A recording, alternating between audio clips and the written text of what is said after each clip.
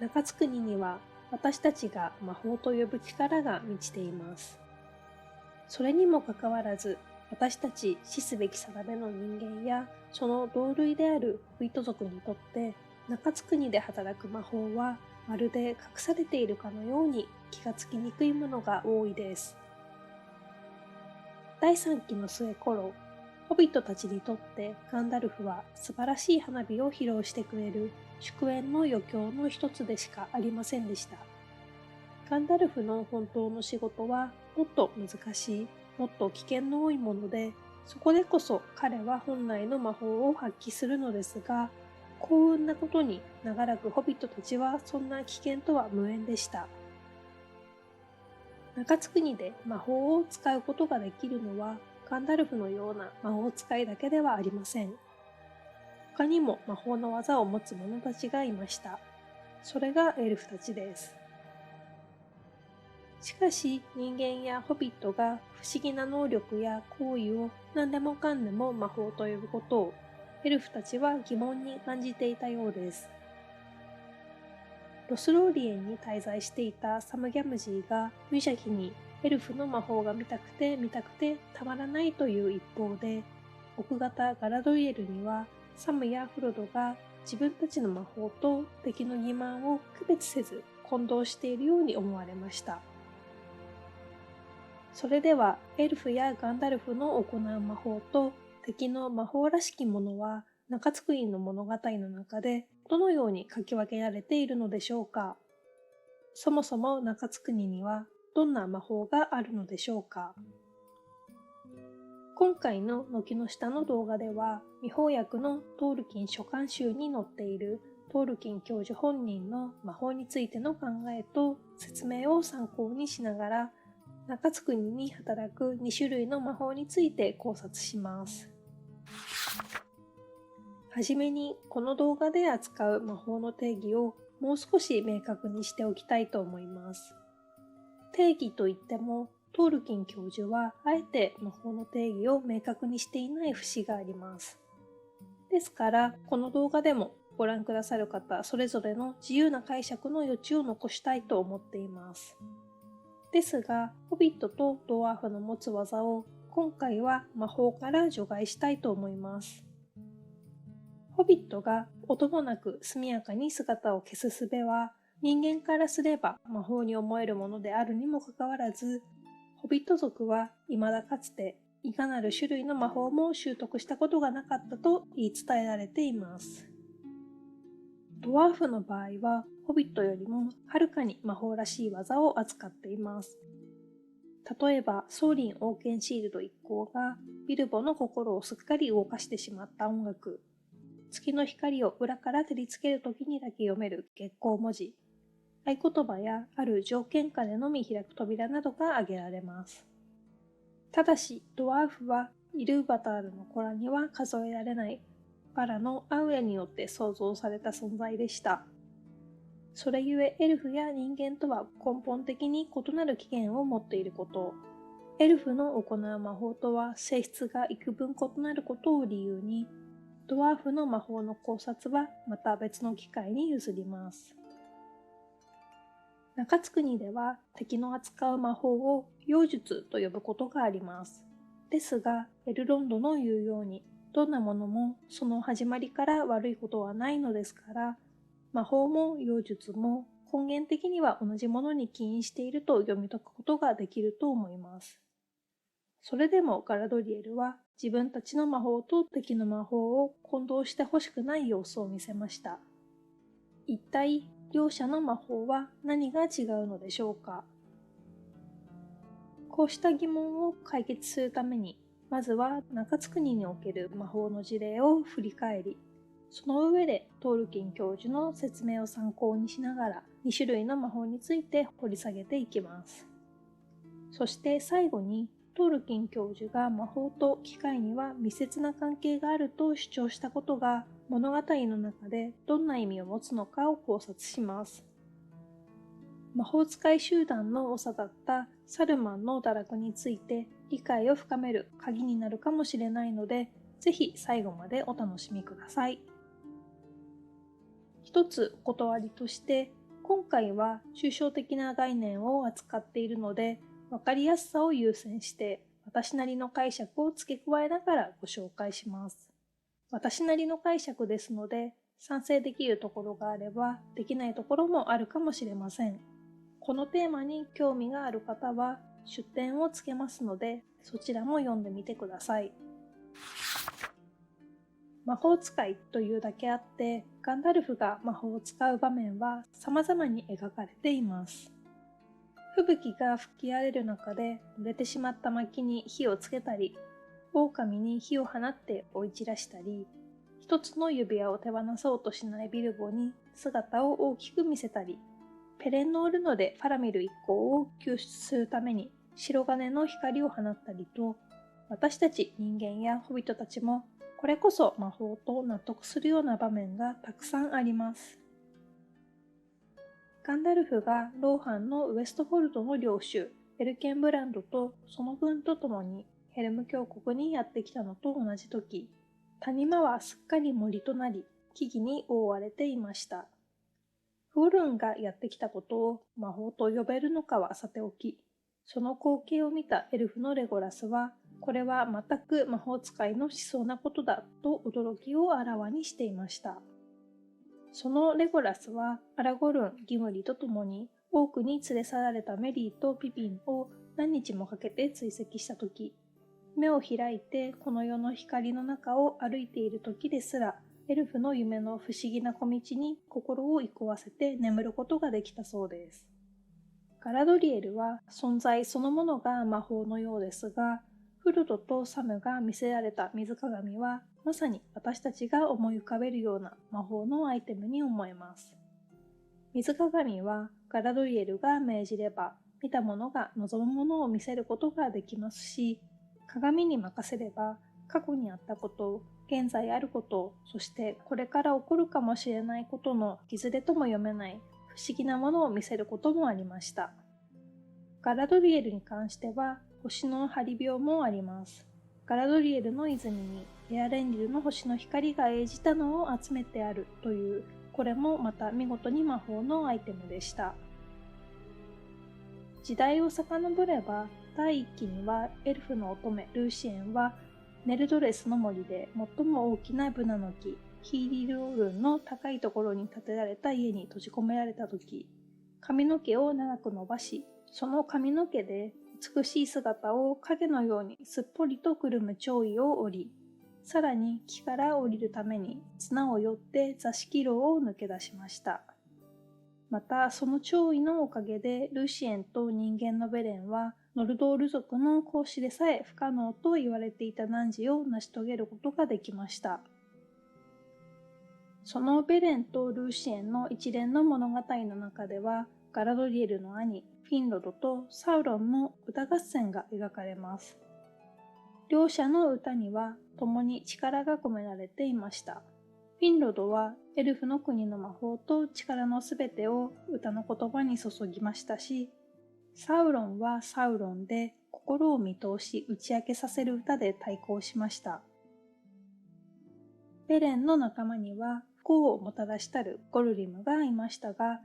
彼はサウロンによって生み出された妻の幻影におびき寄せられ、秘密を明かしてしまいました。モルゴスやサウロンは雲を送り出し、太陽が出ている時にも多くが出陣することを可能にしました。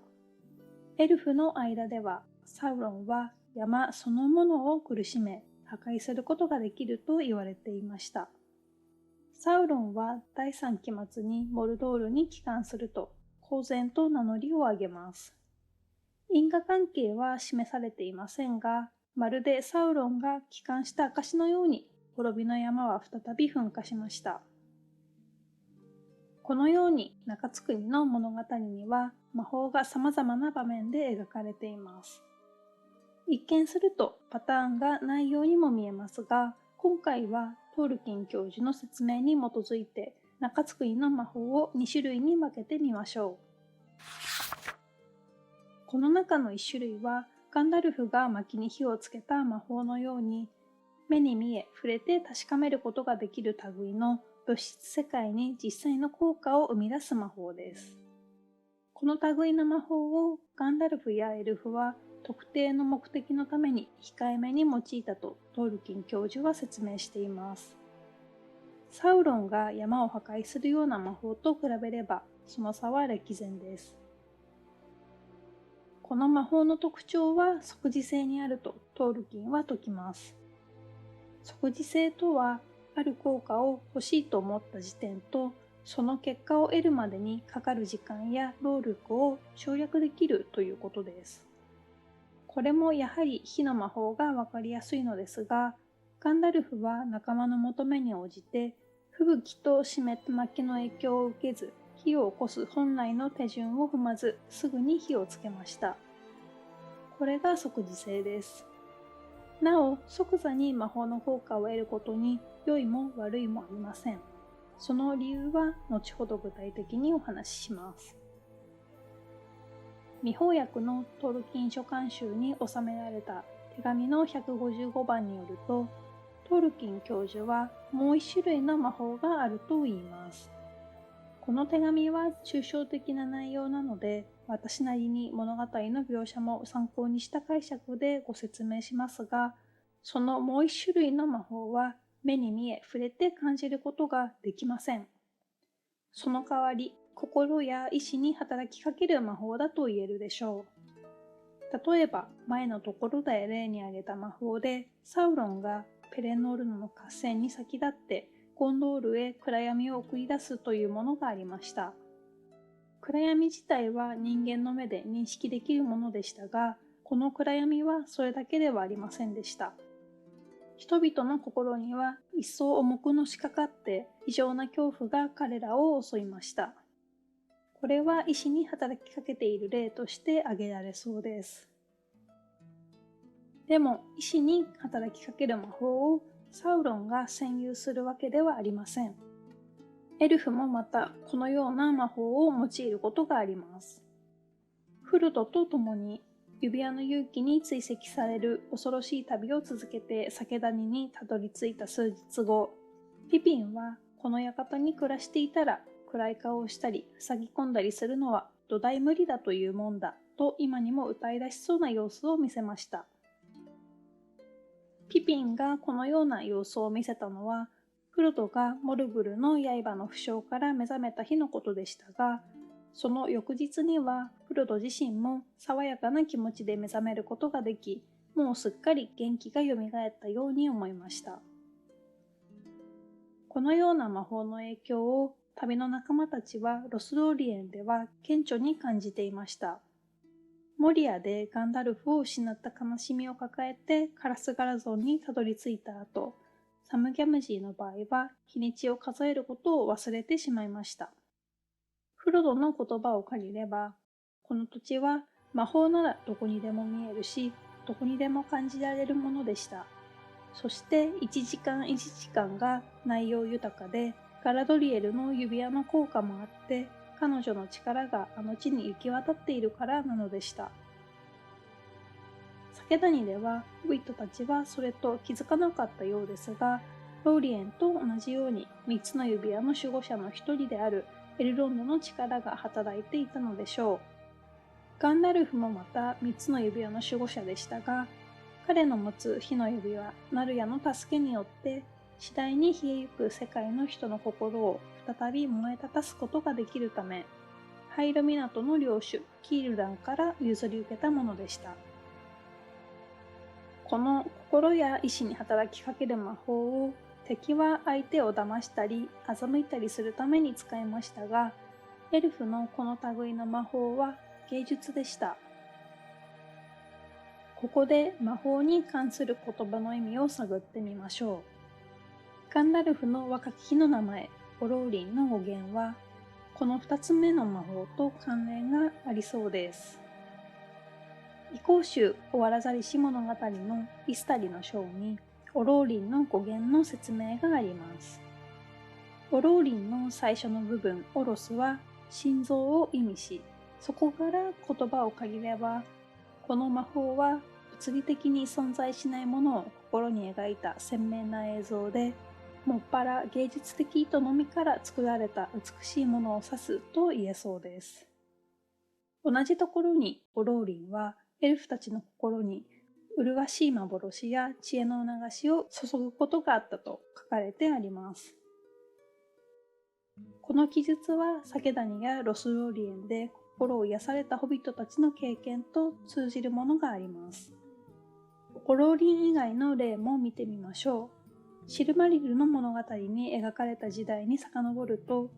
第1期に初めてベレリアンドに足を踏み入れた人間のベオルの輩は、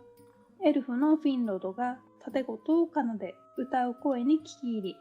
何か美しい夢を見ているように思いました。そしてフィンロドが歌うことはまざまざと目に映じる光景のように眼前に浮かんでくるのでした。このフィンロドの歌はオローリンがバリノールでエルフたちに見せたものと共通する魔法なのです。ガンダルフやエルフは目に見える魔法を控えめにしか使いませんし、心に働く魔法は当然目に映りませんから、人間やホビットなど死すべき定めの存在には魔法の多くを認識することは難しいことです。先ほどフロドがロスオリエンで魔法を感じている一方、サムはそれに気づかずにいました。それはフロドが指輪所持者として感覚が鋭くなっていることの示唆であり、大抵の人間はサムのように魔法に気がつかないのでしょう。こうしたことはしばしばファンの間で言われているように、ガンダルフの魔法が物理的であるとみなされてしまう理由と言えるのではないでしょうか。それではガンダルフやガラドリエルの魔法と敵のものは何が違うというのでしょうか。トールキン教授は長年の文通相手への手紙で、魔法の善と悪を分けるのは魔法を用いる動機、目的、使い道にあると説明しました。ガンダルフやエルフたちはすべてのものを汚れから守るために理解すること、作ること、癒すことの力を望み、生来の内なる能力や才能を伸ばすために魔法を使用しました。これは白のガンダルフがセオデン王を癒した場面を例に挙げると分かりやすいと思います。セオデンにサルマンが乗り移っていたのは映画版のアレンジです。映画は華々しいアクションが印象に残りますが、原作ではセオデン王の繊細な変化が描かれています。グリーマの毒ある言葉によってセオデンの勇気はくじかれていました。白のガンダルフが初めて黄金館を訪れると、セオデンの心にわずかに残された勇気や謙虚さが呼応し、自らの意志によってガンダルフに癒されたというふうに読むことができるでしょう。このような場面は他にも見られます。ビルボが一つの指輪を手放すことができたこと、同じようにフロドが指輪を持って旅立つ決心をしたときに、密かにガンダルフの魔法の力添えがあったと読むことはできるかもしれません。とはいえ、ガンダルフやエルフは相手を欺くために魔法を使うことはないとトールキンは強調しました。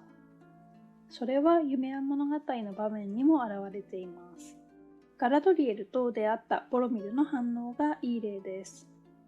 ケレボルンとガラドリエルに謁見し、仲間たちだけになった後、ボロミルはガラドリエルを信用しないと断言しました。そういうボロミルにアラゴルンは、あんたは自分の言っていることを知らぬのだ。奥方にもこの国にも悪というものはかけらさえない。もしあるとすれば、それは人が自分でここに持ち込んだものだと警告しました。このようにエルフのことや魔法の働きをよく知らない人間を魔法によって惑わせることはあるようです。ただそこに悪意はないのです。一方、魔法を使うにあたって究極的に悪い動機は他者の自由な意志を支配することだとトールキンは同じ手紙に書いています。中津国の物語の中で支配を目的にした魔法はどんな風に描かれているでしょうか。サウロンの一つの指輪は全てを滑る一つの指輪と言われ、支配の性質が描かれています。第2期にサウロンが自分で指輪を保管していた頃には、一つの指輪をはめている限り、それより弱い力の指輪によってなされたことはすべて見て取ることができ、それをはめている者たちの考えそのものを支配することができました。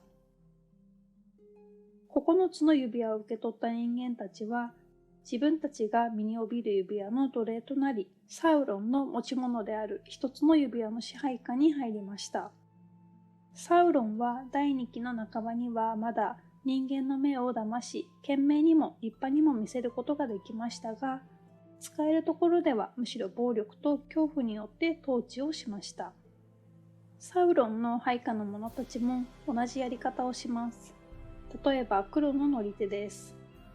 旅の初期、指輪を追跡する黒の乗り手が近づいてくると、フロドは突然指輪をはめたいという望みに支配され、他のことはもう何も考えられなくなりました。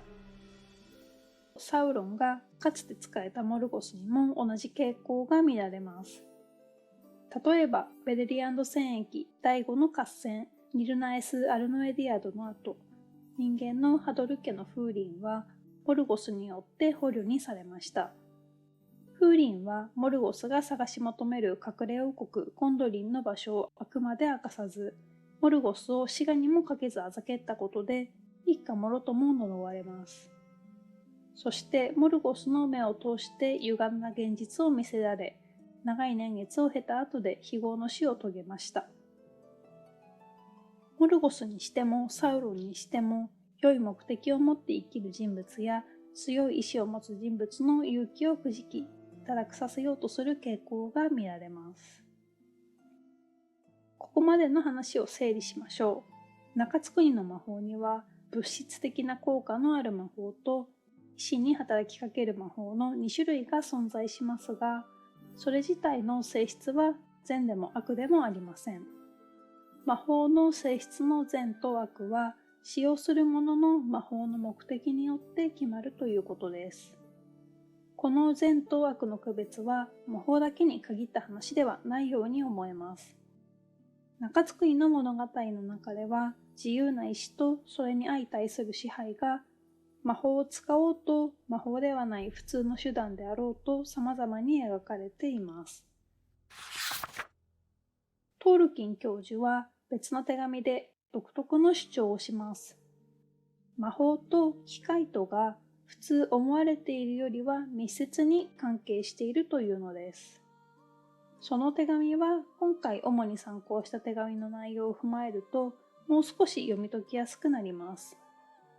密接に関係があるということですから、最後に魔法と機械はなぜ関係するのかを掘り下げて終わりにしたいと思います。この手紙はシルマリルの物語に抜粋が載っているので、日本語でも読むことができます。ここまで見てきたように、中津国は魔法に満ちた世界でありながら、エルフもサウロンの側も普通の方法で生活しています。普通のとは、ホビットの暮らしではごく質素ですが、路頭不意後、水車または手織り旗を用いること、効果や成果を得るために時間と労力をかけることです。すべてが不思議な力で動いているわけではないのです。それではサウロンや彼の追随者となったサルマンのような本来魔法の力を持つ存在がもっと複雑な機械に頼ろうとするのはなぜなのでしょうか。それは彼らが魔法と機械に求める根本的な動機が共通しているからです。そして両方が即時性を持ちます。彼らは即時性の虜になってしまったと言えるのかもしれません。魔法の即時性とは、時間と労力をできるだけ縮めるというものでした。サウロンやサルマンは即時性が実現するなら、魔法でも機械でも手段は問わないのです。もう一つ重要な主張は、大量の奴隷を支配下に置いて労働を強いることも、支配者にとっては機械を使うことと同じ目的、つまり即時性を得るための手段でしかないという点です。こうして支配者は次第に目的を見失い、残虐になり、壊し、傷つけ、汚すこと自体を好むようになってしまうのです。立派な魔法使いが機械に傾倒していく堕落の過程は映画では分かりにくいですが、原作で描かれたサルマンの最後の悪事にはっきりと描かれています。これが創造願望から堕落へ至り、生来の内なる能力や才能を伸ばす代わりに、異なる計画や仕組み、装置を動員することと魔法の関係であると言えるでしょう。ここまで中津国における2種類の魔法についてどのように区別したらいいかをトールキン教授の作品と手紙に基づいて考察してきました。中津国には物質世界に直接の効果をもたらす魔法と意志に働きかける魔法との2つに分ける見方があり、魔法における善と悪の違いは魔法を用いる動機にあるということを掘り下げてきました。サムはガラドリエルにエルフと敵の魔法を混同しているとたしなめられましたが、この2種類の魔法の区別と魔法の善と悪について理解していれば、エルフの国を訪れる機会があったとして、彼らに怪げな顔をされずに過ごせるかもしれません。指輪物語やシルマリルの物語で見られる魔法の描写の中で印象に残っているのはどの場面ですか？よかったらコメント欄で教えてください。今回は抽象的で複雑な概念を取り扱ったので、私なりの解釈を付け加えながらご紹介しました。概要欄に出典を載せていますから、このテーマに興味を持ったらご自分でも読んでみてください。軒の下のチャンネルでは、ご覧くださる皆さんと一緒にトールキン教授の作品を楽しみ、作品に託された精神を探求しています。